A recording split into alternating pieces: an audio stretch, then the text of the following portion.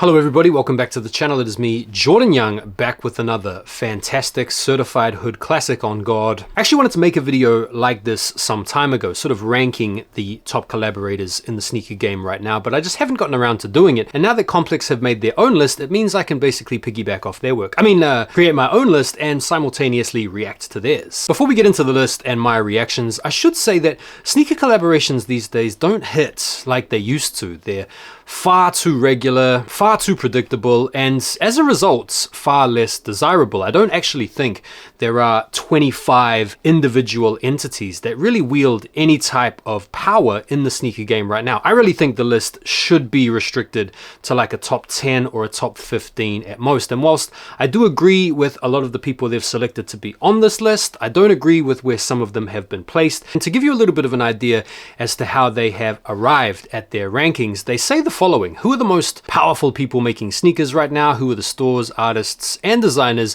that sneaker brands look towards to make them look good? In considering the rankings, we gave more weight to recent output over the historical archive of a given collaborator. And this is important because it's on this issue right here that I take issue with some of their selections. Let's just get into it. At 25, they've got Trophy Room and Marcus Jordan, and already the list is off to a horrible start because they've included someone on the list that really does not deserve to be there, at least in my opinion. Trophy Room and Marcus Jordan are better known in the sneaker world for backdooring their own pairs than they are for creating really desirable products. Now, I know the Trophy Room one highs was an incredibly popular shoe, reselling for crazy money, had a lot of clout about it, but that release is marred forever in the minds of sneakerheads as being one of the most backdoored sneakers ever, and people in the sneaker culture aren't quick to forget nor forgive behavior like that. And even though Marcus Jordan got big mad for being ranked so low on the list, I think he was very lucky to be considered at all. At number 24, bro, Clot. Edison Chen, this is another bad inclusion in my opinion. Need I remind you that in considering the rankings, we gave more weight to recent outputs over the historical archive of a given collaborator. Bro, Edison Chen and Clot have not done anything good, anything noteworthy, in my opinion, since 2006 with the Air Max 1. In fact, that same Air Max 1 got a retro in 2021 and completely bricked. The Kung Fu Cortez slip-on joints were a huge flop. Flux Dunks, they have had flop after flop after flop. In fact, Clot have been so bad that they've actually managed to damage the cool of other brands. Do you guys remember when they did the Triple Up collab with Sacai on the LD Waffle? At number 23, Undefeated. And if you're like, who? I wouldn't blame you, man. Undefeated haven't been hot, they haven't been relevant, they haven't been selling out sneakers for a long time now. In fact, you could argue that since the Undefeated 4 in 2005, it has been a steady run downhill. At 22,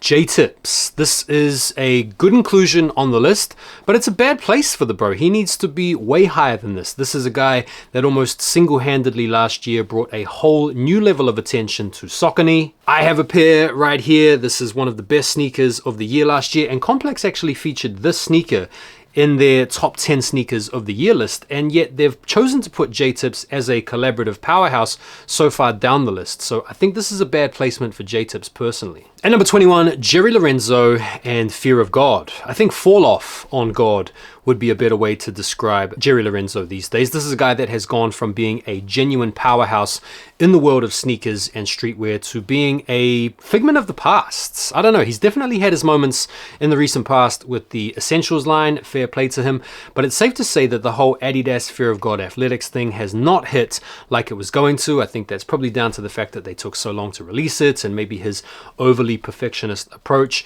just left people stalled out on the product that they were promised, to the point where they just gave up on getting hyped about it. At number 20, Pata. Look, these guys have got a really strong following over here in Europe, particularly where they're from in the Netherlands. Not going to discount that. There are some people that are going to be lifetime Pata fanatics, but I feel like the inclusion on this list is probably justified by their history, by their archives, by the fact that they've had shoes like the Chlorophylls that have been commanding huge resale money for a long time. I feel like in more recent times with the Barcelona collab, that really didn't hit. The last good shoe they had, or last good collab they had, was probably on the 2022 Air Max 1s, which definitely did get people lining up and showing out for the release. But in more recent times, like the last couple of years, I don't really think they've been hitting like that. And number 19, Concepts. a little bit like Pata, I feel like their inclusion on the list is also down to their historical significance with very famous collabs, including the Lobster SBs. And it was probably their last big shoe, to be honest, the 2022 Orange Lobsters. They also had the 3-pack of Air Max 1s, which I am a fan of, but it's safe to say didn't go down as successfully as one might have imagined, given how good the quality is and how exciting the colorways are, etc. And we also saw a bit of a flop in the retro of their once very highly coveted 998 from 2013, the C Note, which definitely illustrates the fact that these guys are nowhere near as popular now as they were back in around 2013. Number 18, Nina Chanel Abney. Hot take, leave her off the list entirely. Her Jordan 2 collaboration was absolutely trash. She found a way somehow to make the Jordan 2 less appealing aesthetically. And in my opinion, the Jordan 3 this year has been the biggest catfish shoe of the year. When we saw the first images of the 3, a lot of people were saying this is the sneaker of the year, these look brilliant, I need 2 pairs. To when we finally got them in hand, we realized this is an average green Jordan 3. At number 17, Cortez. I feel like the bro should definitely be on the list. In fact, he should be a lot higher on the list. I feel like the shoe itself was really nicely executed in all of the different colorways. The rollouts and the releases were all viral moments. So justified being on the list, I would have him way higher personally. At 16, Stussy. Look, Stussy is Stussy. They've been around forever, but when was the last time they made a really impactful sneaker that we were all talking about, that we were all interested in?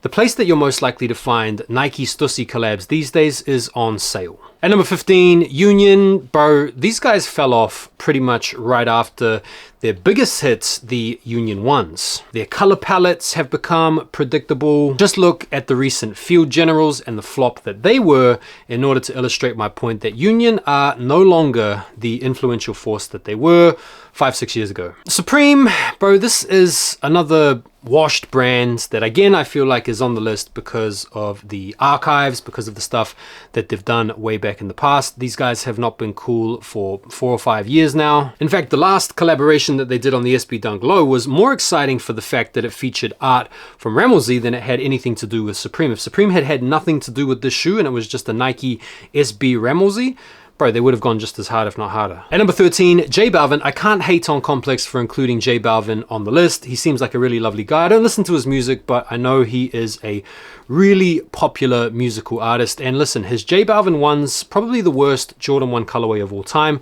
His Jordan 2s were a miss for me as well. They seemed like they were more directly targeted at the ages 5 through 8 markets. He definitely has redeemed himself on the J Balvin 3s. Both colorways I think are really nice and definitely have some cool storytelling personal to him. I do feel like when it comes to artists though, they do have a bit of a head start on other collaborators, A, because they don't really have to do much in the way of design, and B, they leverage a lot of their fame in order to influence the sales and the popularity for their shoes. At number 12, JJ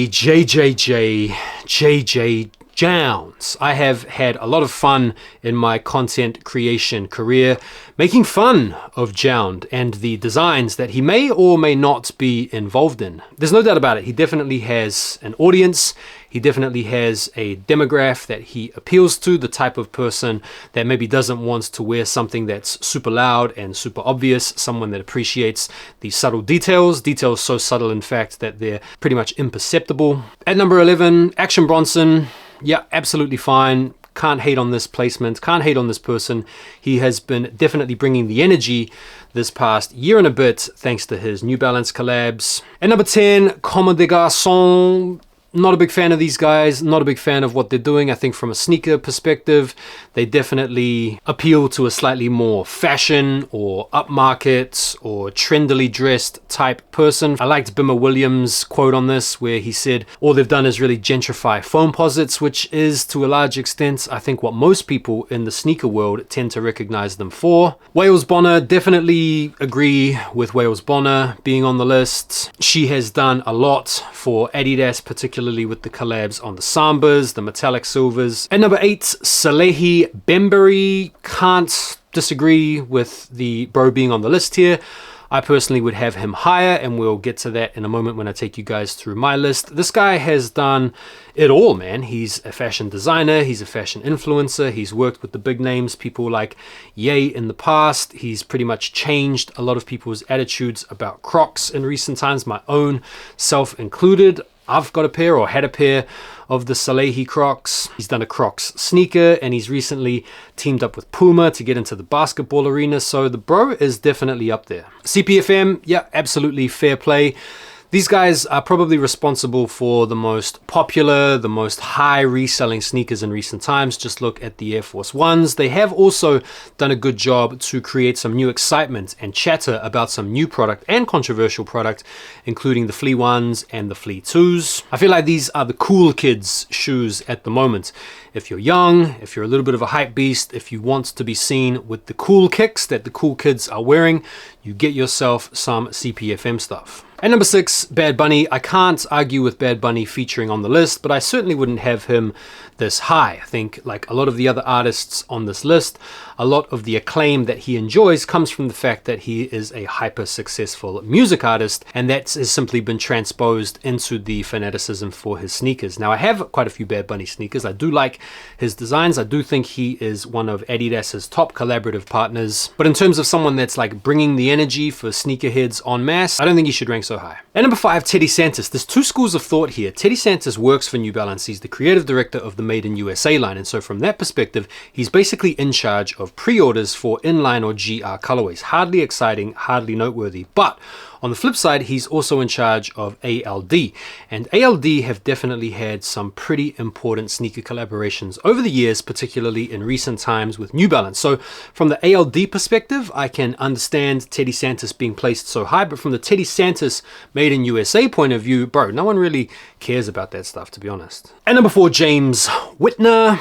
Yep, Amamanye have been doing consistently good work over the past 3 or 4 years, and so I feel like James Whitner being so high on the list is completely justifiable, notwithstanding the fact that he is currently embroiled in a massive scandal involving the alleged backdooring of so much product, so many pairs of sneakers to overseas buyers.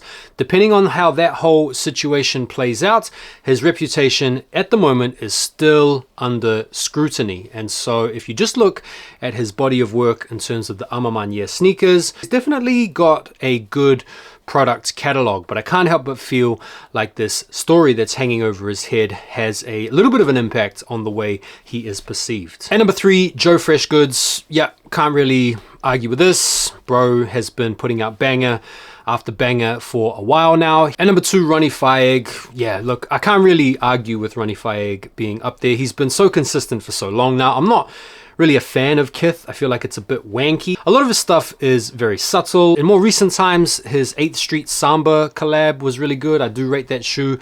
I do rate the Marvel collab from last year with the blind packaging and the card. I felt like that was really good. His upcoming Marvel collab with Asics looks pretty cool as well. So yeah, I can totally get why Ronnie is so high up here. And finally, at number 1, Travis Scott. Yeah, very little surprise. Who brings the most energy?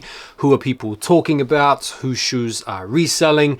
Who wants to work with him? The guy is so marketable. He's done collaborations with Audemars Piguet. There's talk of him working with Lamborghini. So his influence is so high, he can pretty much work with anyone. He could fart into a bag and it would end up reselling. So yep, justified number 1 place. So that's my reaction to the list. Let me now give you my top 10 sneaker collaboration powerhouses. At 10, JTips. 9, Action Bronson. 8, Clint 419 Cortez. 7, Wales Bonner. 6, ALD, not Teddy Santis Made in USA. Number 5, CPFM. Number 4, Ronnie FEG. Number 3, Salehi Bamberry. Number 2, Joe Fresh Goods. And number 1, Travis Scott. And there we go. That is my top 10 sneaker powerhouse rankings. That's my reaction to Complex. Nothing but love to the team out there over at Complex. Love what you guys are doing. Appreciate you guys getting the discussion started. And by all means, if you guys have some issues with my subjective opinions and you want to voice your own opinions, keep them to yourselves. Who wants to hear your opinion? Who are you? Nah, I'm only joking. Feel free to tap out your top 10 sneaker collaboration powerhouses down below in the comments. I would love to hear what you guys think. Thank you very much for taking the time to watch. Don't forget to hit the like button before you bounce, and I'll see you on the next one. Take care for now. Peace.